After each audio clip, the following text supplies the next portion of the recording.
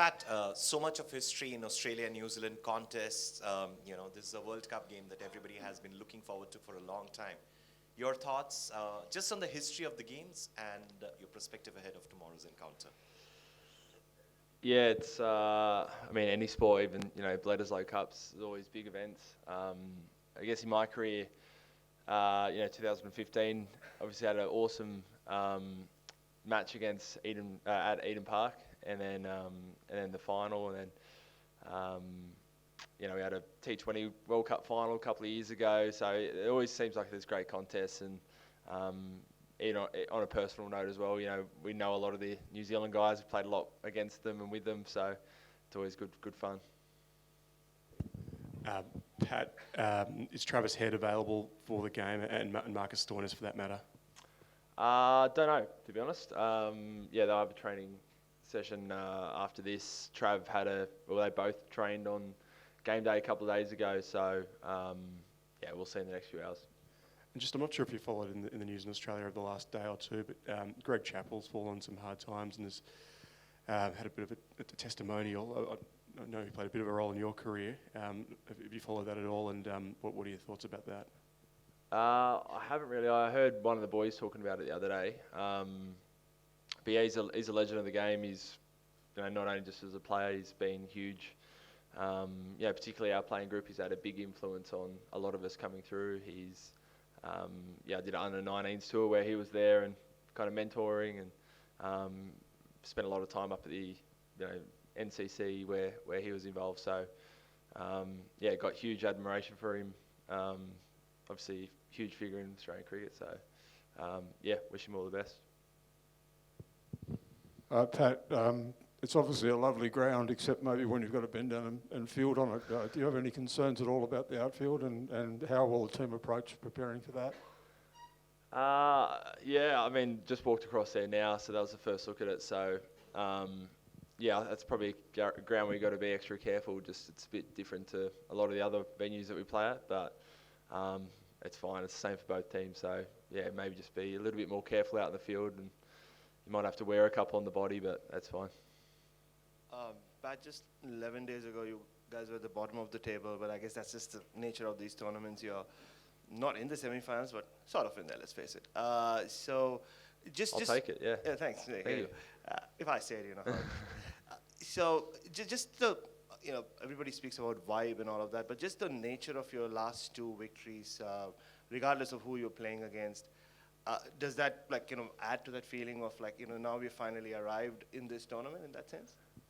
Yeah, for sure. Our group's big on talking about the style that we want to play, and I think in the first two games, not only did we, not win, but I think we didn't really nail the style that we wanted to play. I think in the last few games, you've seen us be a bit more aggressive, batting and bowling. Bowling, everyone's been really open-minded, tried different things, trying bounces, different fields, one over spells.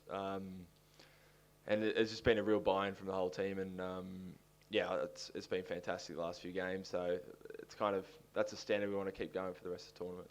And with your own bowling, Pat, you said earlier in the tournament that one-day cricket, you haven't played a lot of it regularly in the last few years, but you're getting a feel for it with every game you play. Just the 4 or 5 overs you bowled against Netherlands, just the carry you were getting. It's dependent on the surface as well. Does that put you in a better pace of mind in that sense? And just in terms of economy rates, something you asked about you guys during the Ashes, different circumstances, but have you reached a point where you don't really pay much heed to it, and it's what you're doing with the ball? Yeah, I've been really happy with how I've been bowling. I feel like I've probably been bowling the best I have for a little while in ODI cricket. So, and in terms of economy rates, we're really role specific. So Joshy Hazelwood's going to look different to me, or to Starkey, to Adam Zampa, or it's just about having your role and trying to own that. So for example, we could try and be really safe through the middle, but if we're not going to take wickets, well, they're probably going to score runs at the back end. So we're always all about wickets at the start and the middle, and happy to give up a few runs if in search of that. Hey Pat, you've played a lot of cricket with Mitchell Starc, and he's on an incredible streak at the minute he's taken a wicket in every World Cup match he's played, which is a record. What do you think makes him so successful or so effective in World Cup matches? I think in 50 over cricket, there's the new ball, the middle phase, and the last phase, and it's pretty hard to nail all three. But I think he's one of the rare bowlers that swings it up front, but you can basically give him the ball at any time, and you feel like he's going to create something. And again, I think he just keeps getting better and better. He's wobbling the ball across right-handers. He's bowling round the wicket probably more than he did in say 2015. He's got plenty of tools at his disposal, and it's pretty amazing that he's been able to keep up the pace for that long as well. And outfield aside, where does this ground rank in terms of the most picturesque? Yeah, it's right up there. Yeah, you think of Cape Town, this one's probably, just beautiful. As you saw, as soon as we got off the bus, everyone goes right out the front, gets their phone out, starts taking photos. You just got to do it when you're here. So it's beautiful, beautiful clean air, looking up at snow-capped mountains. It's great. Pat, just wanted to ask about the kind of roller coaster of Glenn Maxwell, like the Golden Duck against Pakistan, and then the other night. Like, have you kind of been in a partnership like that before, where I think you made 8 out of 100 and something? And don't need to focus on that, mate. 100-run partnership. Yeah, you supported him well. But what's that like to watch? And then how important is he? To have him firing for the rest of the tournament. Yeah, that was just insane the other night. Maxi's got that in him. And he just, with that kind of play, they're not going to do that every game, but he does it often enough to be worried every time he walks out there if you're the opposition. So I was lucky to be down the other end, see it firsthand. Just the creativity that he seems to have to find boundaries in just different spots. Just incredible. He said to me with 3 or 4 overs left, he goes, "I just want to face many balls here and own these last 4 overs," and he did it. So just insane. And I thought his bowling this tournament has been fantastic so far. And as we saw the other night, he's a superstar. Pat, we're having a day game after a long time of day-night cricket. Your thoughts on that, and how does that change your permutation combinations and planning going into it? Yeah, it feels a bit more like a test match, getting up in the morning and turning up here. A little bit different to what we used to. We'll have a bit of a think this afternoon to see if that changes anything to do with, say, the toss, or obviously at light, maybe dew, maybe swing under lights is a bit of a factor you think about. So, we'll have a think. Pat, just further to Bharat's questions, you're still a fairly young ODI captain, but you talk about specific roles for the bowlers. Does that require you to tell yourself to hold your nerve when a guy's gone for 25 or 30 off 2 overs and it's the plan, but it's looking pretty ugly? You've got to... it's all a balance. I mean, luckily in our team we've got plenty of options, so it always feels like you can bounce between plans a lot. It does feel like a real luxury, but you've got to know when to cut your losses as well. There are times where you can't create anything out of thin air. The ball's not doing too much. You're bowling cross seam. It's a good wicket, so there are times where you just feel like you need to hang on and change plans. Pat, just on Josh, about 3 or 4 years ago, bowlers like him who was just so consistent were not getting picked because they were quote unquote too predictable. Now that he and some other bowlers like him who can just bowl line and length have made such a good comeback, what kind of luxury does he provide you as a bowling unit when you know that this guy is not going to go for more than 50 any game?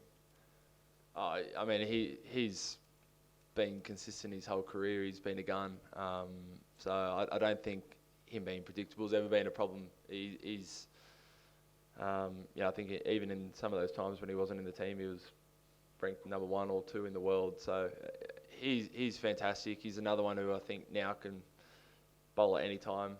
But you're going to get quality up front, and as you said, consistent. Just rarely gets hit off his length, and just again another real luxury having someone like him in the team. So just to continue on the the rivalry with New Zealand, if you look at other cricket rivalries, India, Pakistan, or even yourself in England, there's a bit of nastiness, there's a bit of a lot of acrimony between teams, but not with New Zealand. How does that work out? I mean, would you rather it be more competitive, as yeah, no, Intense. if it was a little nasty, would it get you going more than it does? I don't think so. I think most of the Kiwis are pretty placid, and we're pretty similar. As I said, we've played a lot of cricket with these guys, and some of them are really good mates of some of our players. So yeah, we if anything, makes you want to beat your mates even more.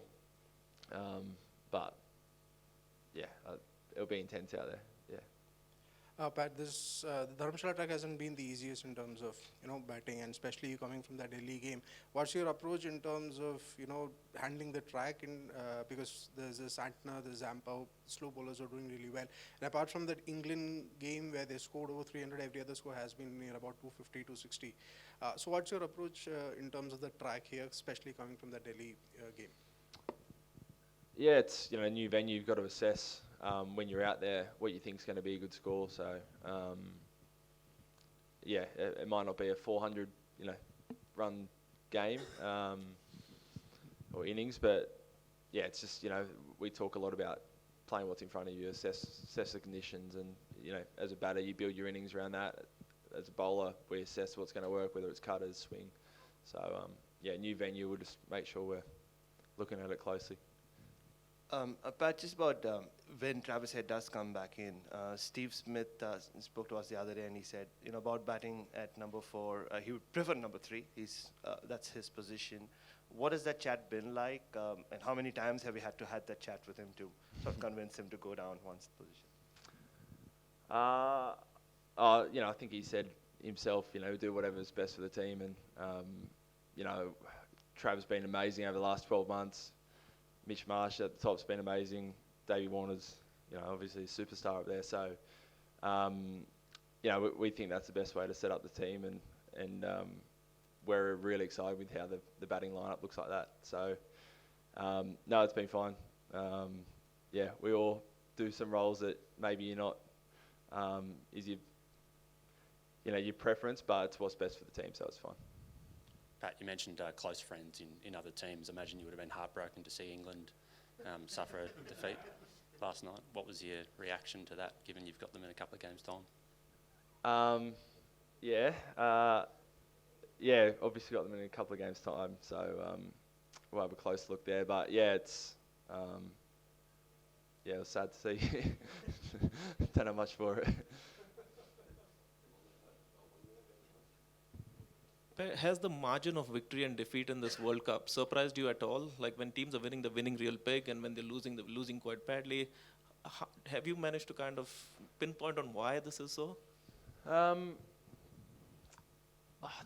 think a lot of the time you speak about, chasing down whatever the opposition, puts up. I think this tournament, the trend for most of the teams has been you put a big score on the board, and then kind of as you're searching for run rate, you fall well short. So, I don't know. It has been surprising. There haven't been too many super close, right down to the wire games. But, yeah.